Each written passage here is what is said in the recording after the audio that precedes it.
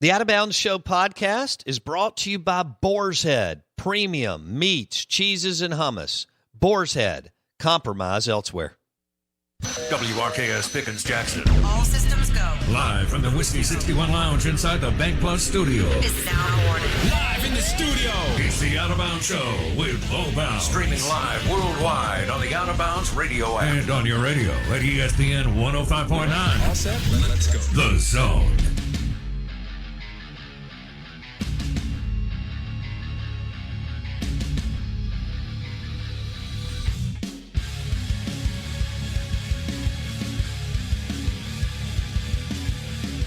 Well, that was fun. Let's do this thing. Good morning. Welcome in. We are the Out of Bounds Show, 105.9 The Zone, ESPN, powered by the Golden Moon Casino Sportsbook, and always presented by award-winning Dancing Rabbit Golf Club. Hope you had a great weekend. We did. Lot to hit. Matt Corral, best quarterback in America. Dak Prescott in overtime. Unbelievable. And Ed Orgeron is officially out at LSU. We're streaming live on the Out of Bounds radio app. You can hit us up on the Farm Bureau Insurance call-in line, 601-707-3750.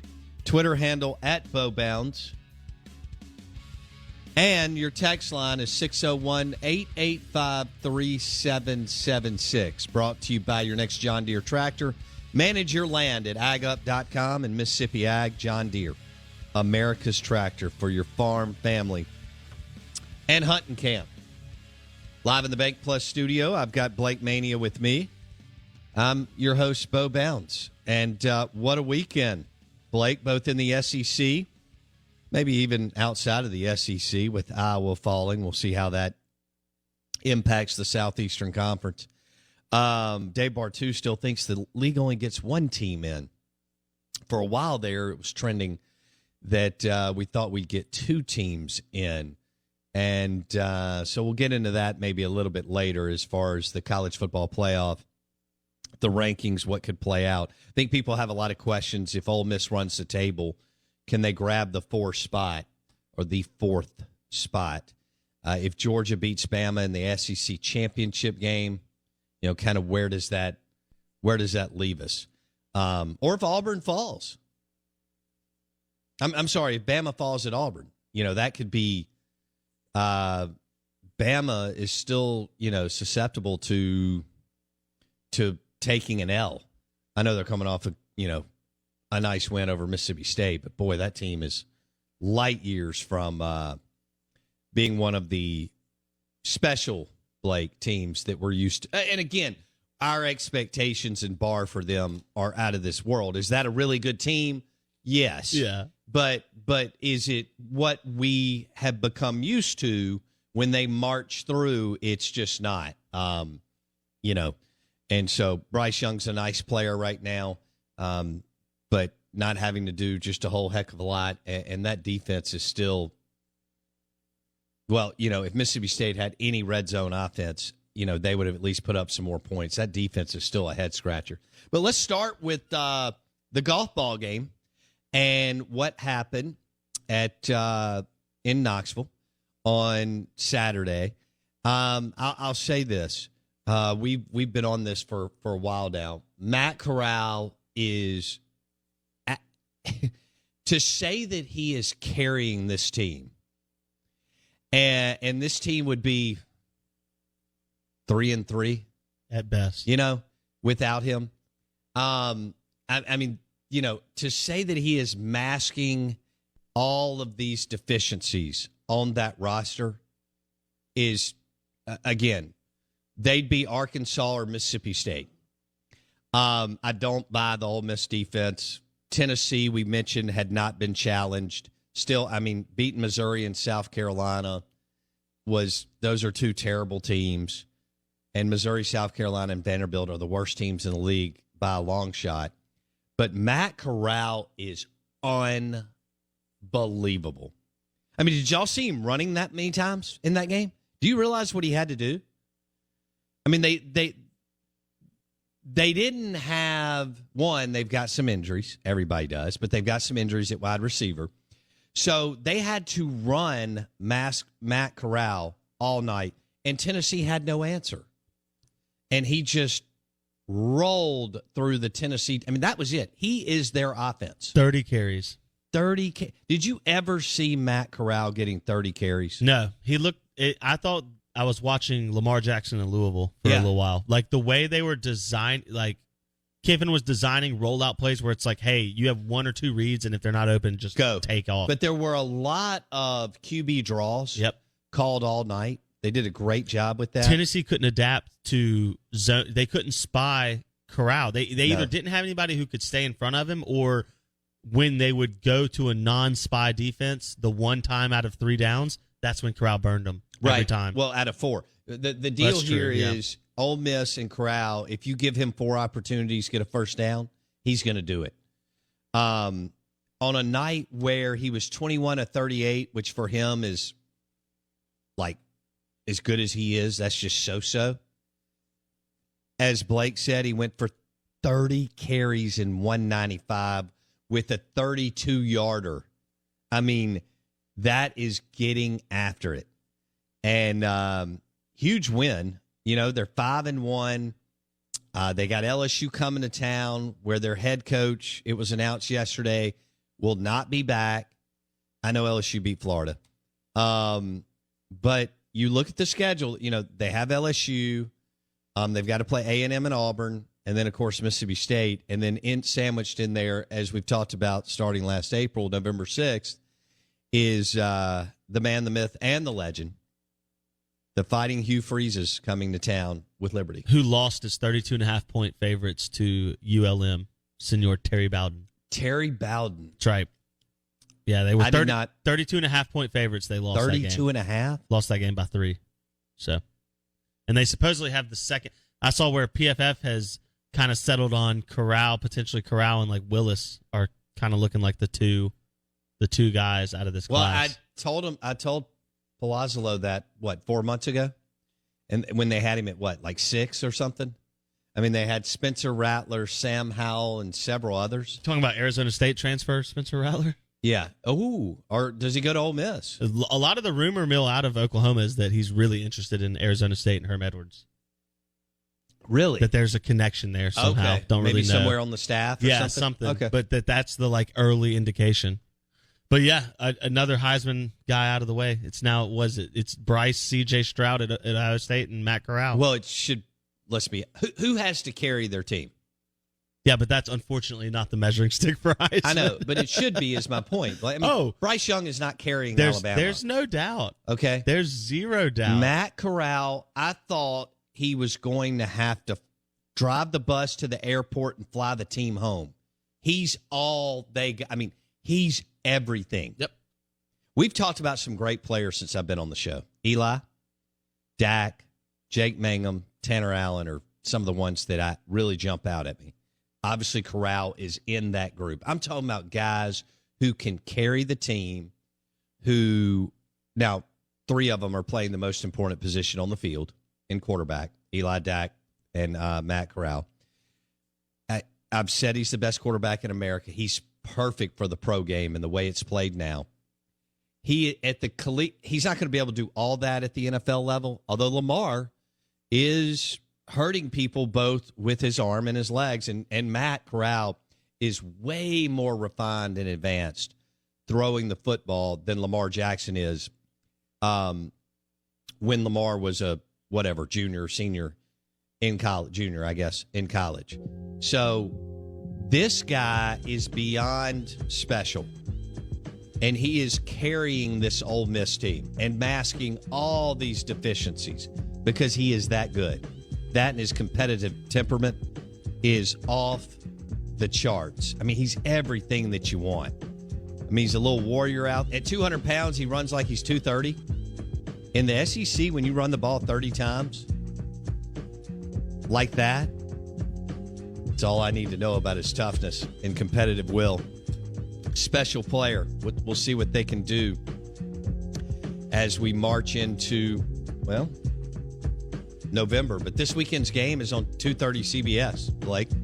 LSU at Ole Miss. Will it be competitive, especially after the announcement yesterday that we'll get into? Ed Orgeron is out. Welcome in. Good morning. The Out of Bounds Show podcast is powered by Breezy Oaks Ranch. For Mississippi-raised premium Wagyu beef and heritage pork shipped straight to your door, visit breezyoaksranch.com. What's on the big board?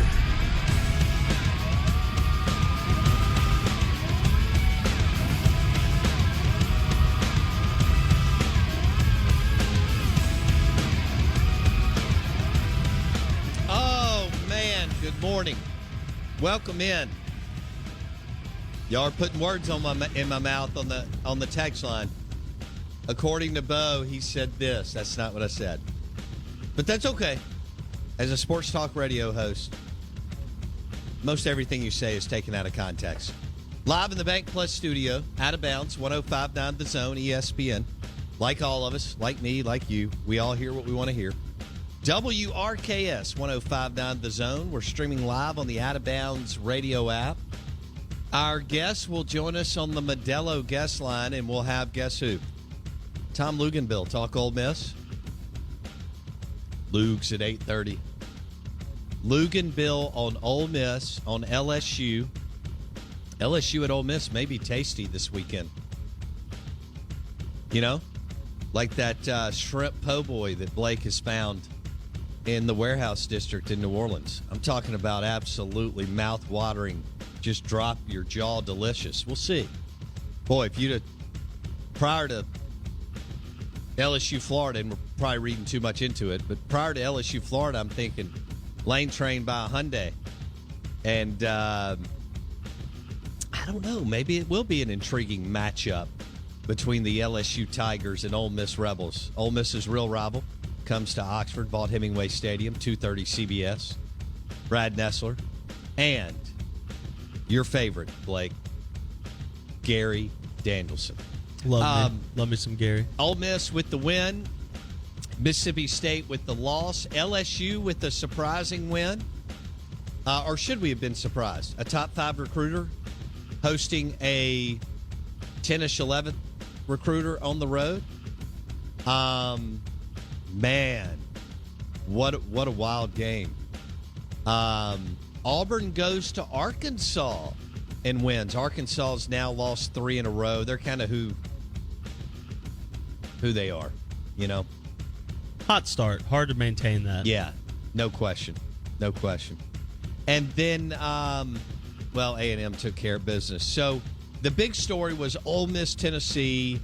Kind of the way that game played out, and then the ending was nuts with Tennessee Vols fans throwing debris on the field for what felt like forever. Like that delay felt like 2 hours. I think it was like 35 minutes, which is an insane delay.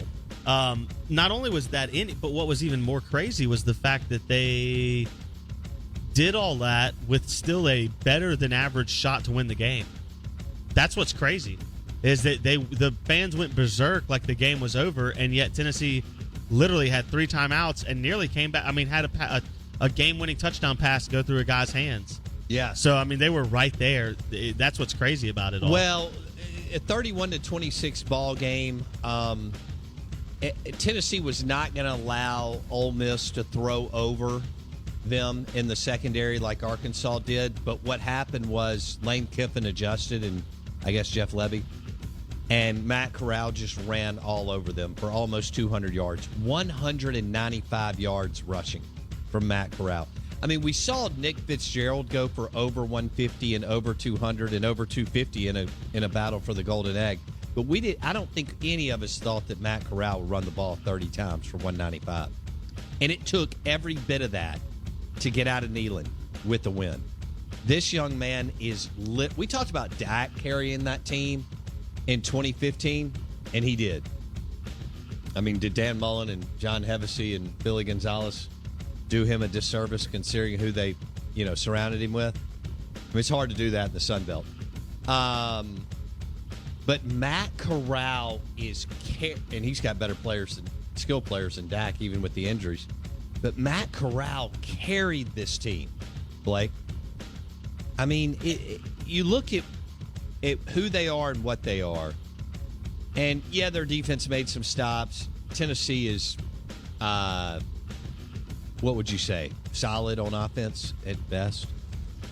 They're Ole Miss without Corral. They're Ole Miss that's without really Corral. it's you're not looking at much of a difference. They've actually got talent, I say, like according to the paper, right? Like on paper, they're a talented team. They've got some people there, but you can clearly see they don't have the quarterback play that Matt Corral brings. They don't even have like half of what Matt Corral brings to the table. I mean, if they had Will Rogers, they'd be a better offense. You know what I mean? Right.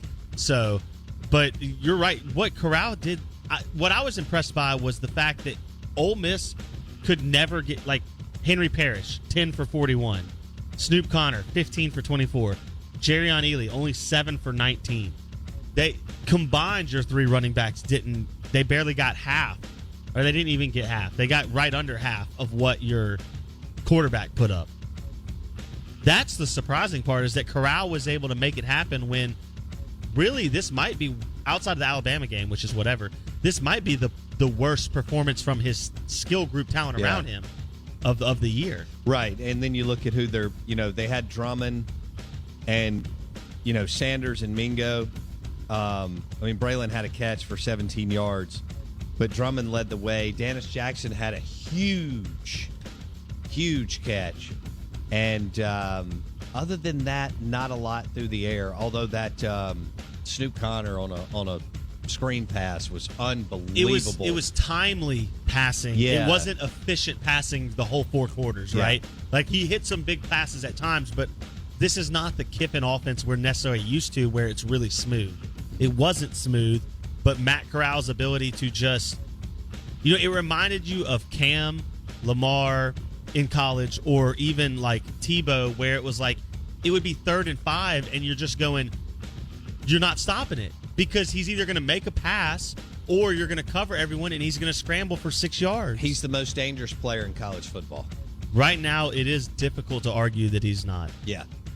What do you think about Ed Orgeron? So LSU and Orgeron have agreed to part ways, but he's going to coach out the rest of the year. We kept debating when would he get fired. I kept going bye week because they want to make it smooth, but this... And they had been negotiating this for some time. The Athletic has a great article on Ed Orgeron this morning by Brody Miller. Let me read you one clip from it, and you decide for yourself. He's not even 2 years removed from a national championship winning performance over Clemson. Here's what jumped out at me. The rise and fall of Orgeron can be defined by what happens when an already volatile man reaches the absolute peak of his profession. Popularity and prestige right as he undergoes a public divorce through a pandemic while the world shifts around him. It's about the difference between being able to learn from failure and being able to sustain that success.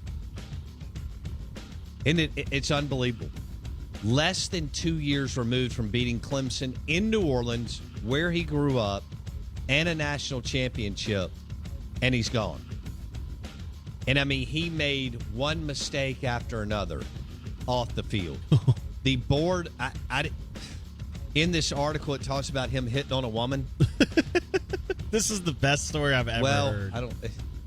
This is incredible. He pulls up to a gas station, a lady's in workout clothes. He asks her if she wants to work out with him. They want to work out together. She looks at him. She goes, "I'm married and pregnant." He goes, "So?" And she happened to be the wife of a high-ranking LSU official. That's just one of 100, 2 or 3 dozen things. Okay, and Blake may be right. It may be closer to 100 than 25. I don't know, but let's just say it's 2 or 3 dozen just bad hiccups. What's the old Dennis Allen quote? They are who we thought they were. Ed Orgeron is who we thought he was. No doubt. Always has been, always will be. But he's also an unbelievable American success story. And he'll be great on TV next fall. Came from nothing, and he got his full buyout, according to Bruce Feldman. For now. I guess maybe it depends on how they structured it, and if they start to... And if he gets deposed, and if they can go back and argue it. Point. And yada, yada. SEC Insider Hit coming up next. We're powered by Mississippi Sports Medicine and Orthopedic Center. The Out of Bounds Show podcast is presented by Edwin Watts Golf Shop on County Line Road. Your golf game starts with Edwin Watts Golf Shop. Everyone ready? This is the SEC Insider Hit. Presented by your local Farm Bureau Insurance agent. Go local. Go with a home team.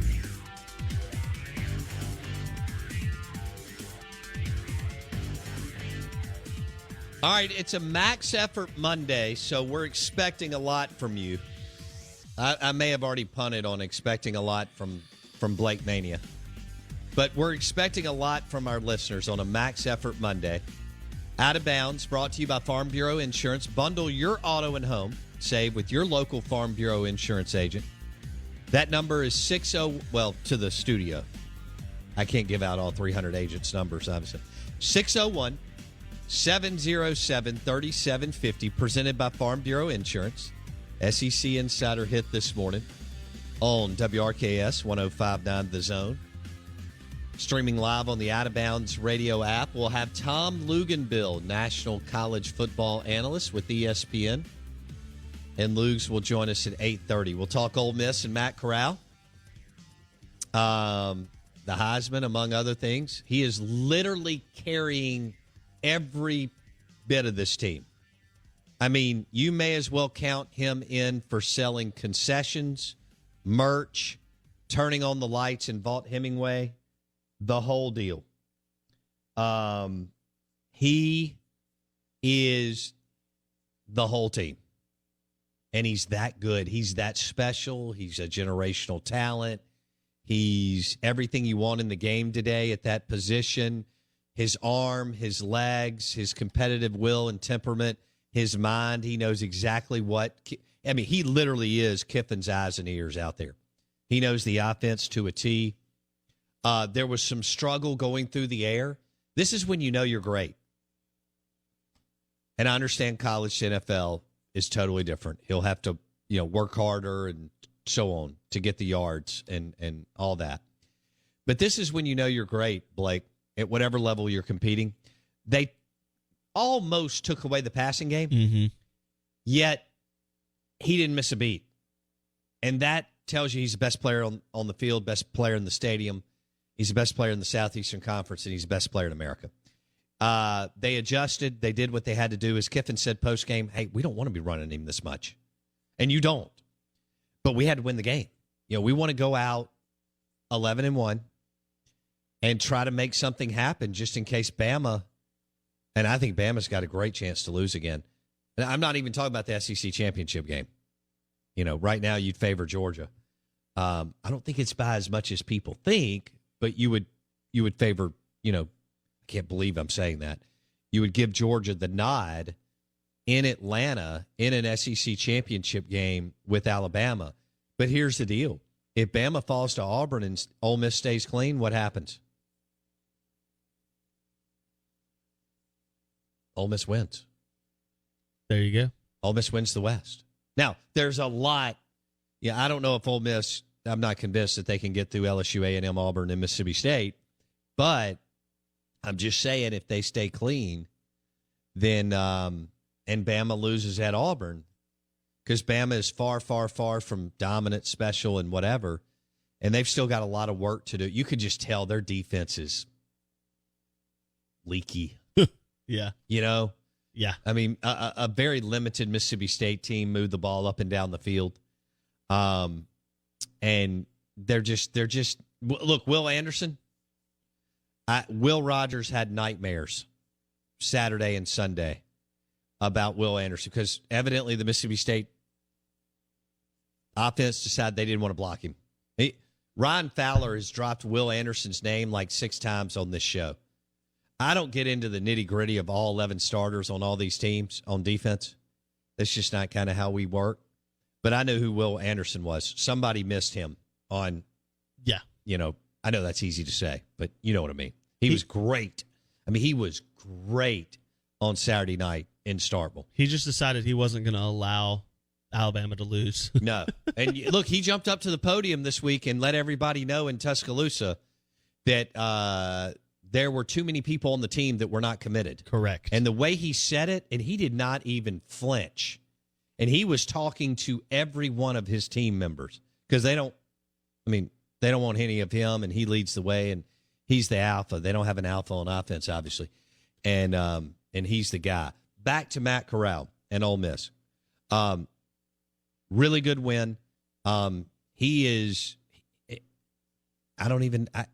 as much as we've talked about Dak and Eli over the years, and Mississippi State had some baseball players that became transcendent.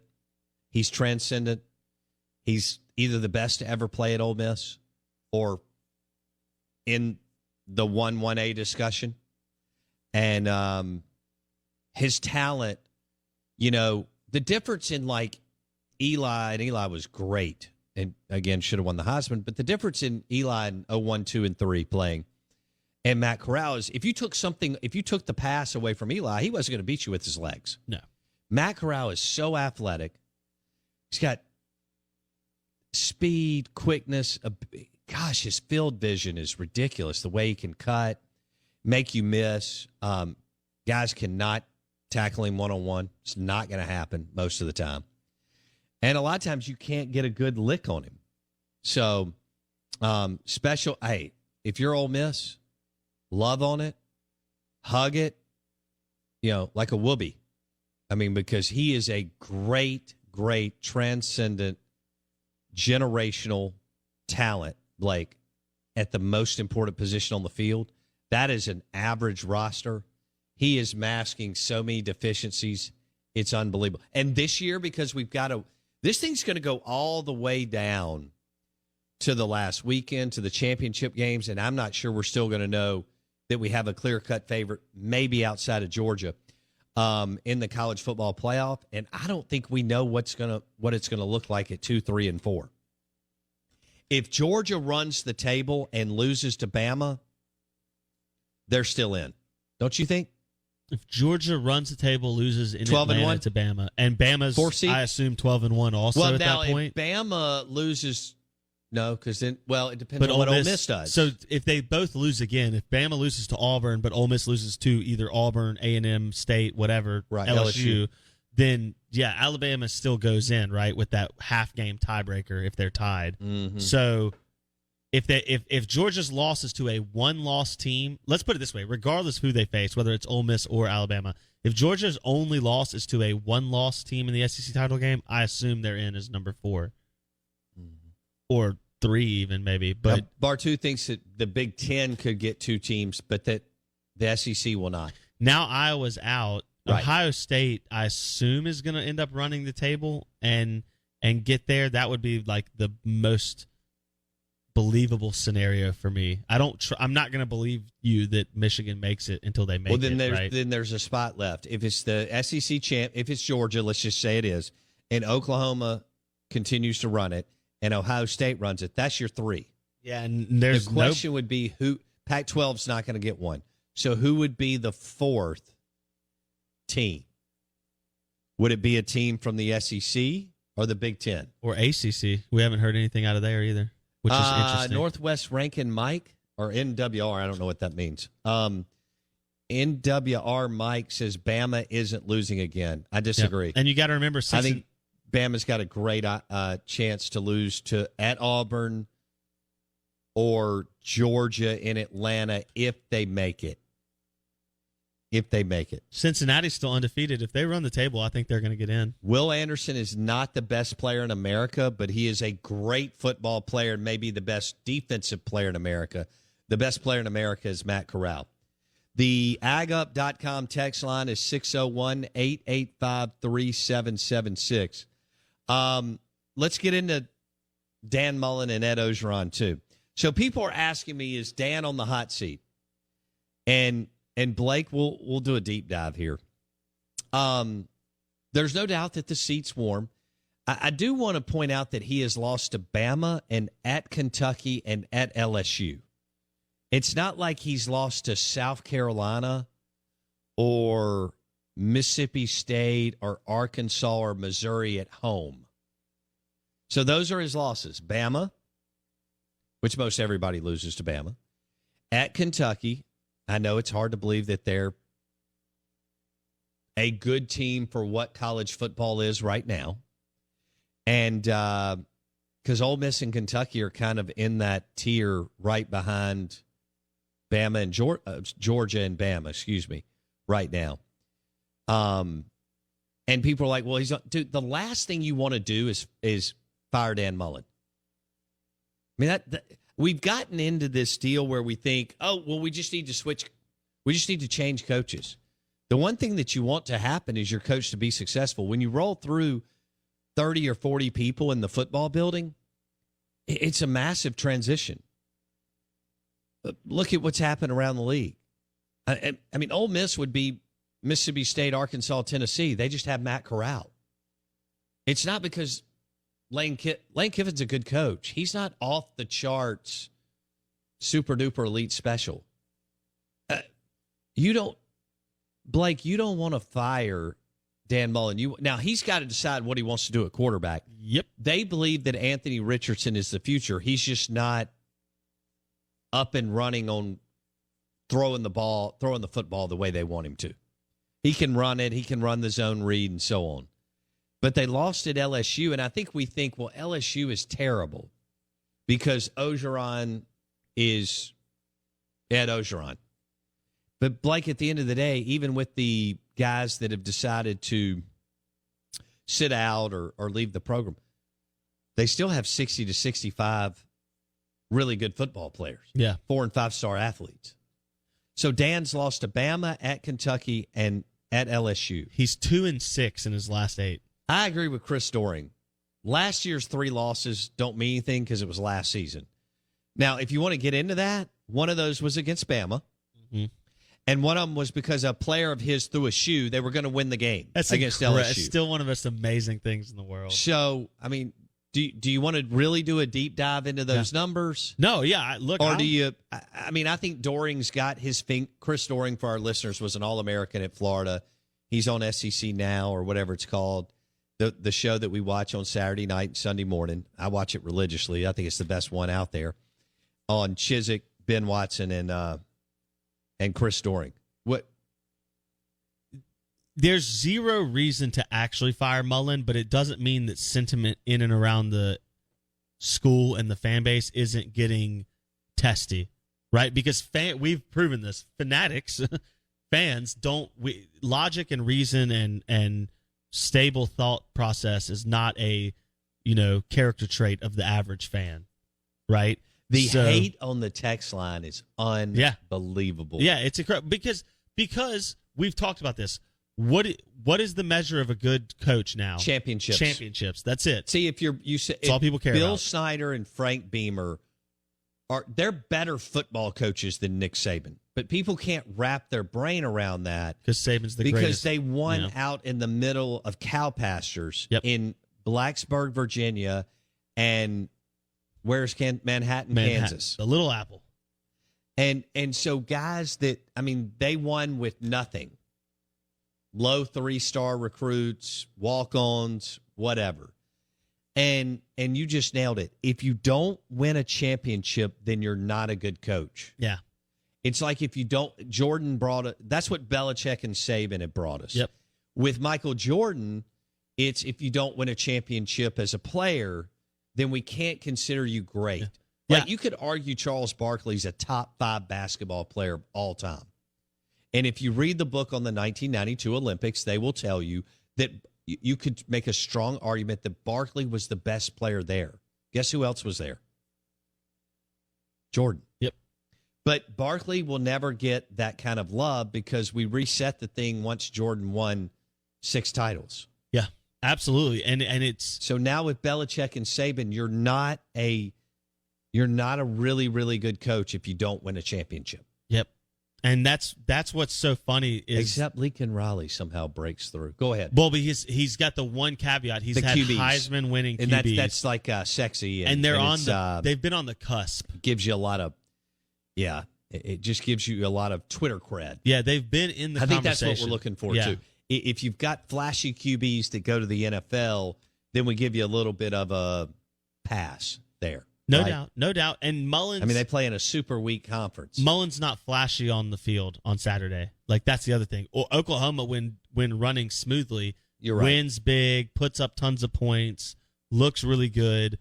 Mullen's offenses have never looked, even when running well, they're not beating people by 45. Right? They're not putting up 60. Dan hasn't figured out how to,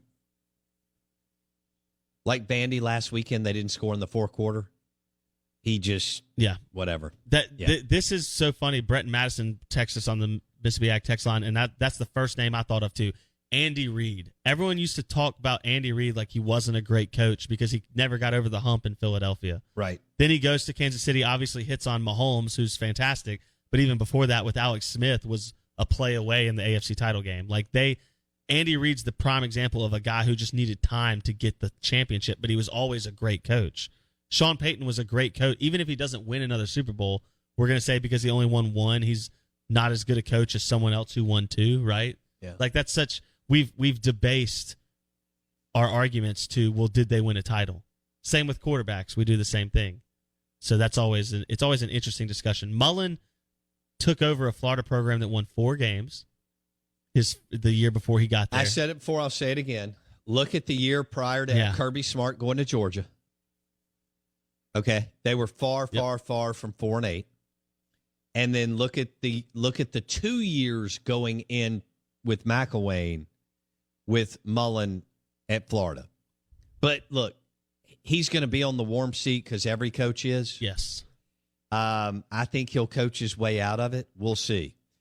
Let's go, before we get back into Ole Miss, let's go to Ed Orgeron. So now we've got it's official, Blake. The LSU job is open, and it's a great job.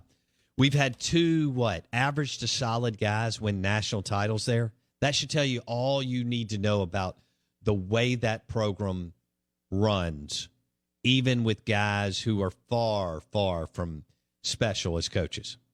Les Miles and Ed Orgeron won titles there, and Les almost won 2. Yep. That's how they recruit. If he didn't get stuck against Alabama in 2011, he probably does. Yeah, and that's how much talent's in Louisiana, not counting what they do in some other spots, including Houston and South Florida and, Atlanta, and they have that national footprint.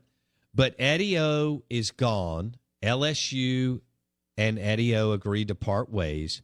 So now you have LSU and Southern Cal open. Miami will be open, and we'll see what other jobs come open.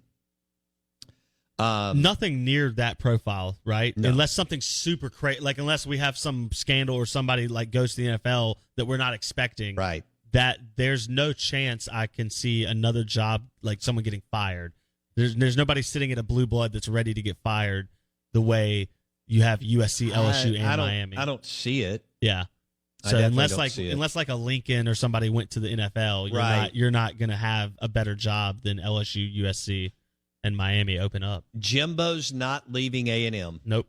To go to LSU. That's why they paid him that extension before the season. Right. Who else? Kiffin and James Franklin are the hottest names on the market, it seems and like. Billy right? Napier, but their strong current, for our listeners, Billy Napier is the head coach at what was La Lafayette. Now they're just Louisiana, whatever. And Billy Napier's done a good job. There is a lot of chatter within the LSU fan base that they can't bring themselves to hire a G5 coach in their own state. Although I think he would be really, really good. The inferiority complex? Yeah. I think Napier, he's already been there for several years. Knows his way around Louisiana, coached under Saban, coached under Dabo, has gotten it done at La Lafayette. I understand he inherited a pretty darn good situation from Mark Hudspeth, but Billy Napier's done a good job. Don't you think? I think he's done a very good job, and we kept asking 2 years ago why he wasn't leaving ULL. Maybe it's because he saw the writing on the wall of, I'd rather sit tight, not jump ship, and then go straight to LSU because I see Orgeron leaving LSU sooner rather than later. So the question is, can he get himself in front of the? I mean, Scott Woodward's going to do it, but can he get the interview and nail it? Basically, yeah. Dave Aranda is not on the short list. I'd also like to point that out. Someone just texted that as incorrect. He's not on the short list. Well, that's according to Glenn Gilbert. Yeah. Who's an LSU insider, but I mean, Glenn's trying to do the best he can. Yeah. There's no way Scott Woodward settles on Dave Aranda. There's no way. He's doesn't have the championship pedigree, even though I know he had one as a coordinator. He hasn't as a head coach, and he's not offensive minded.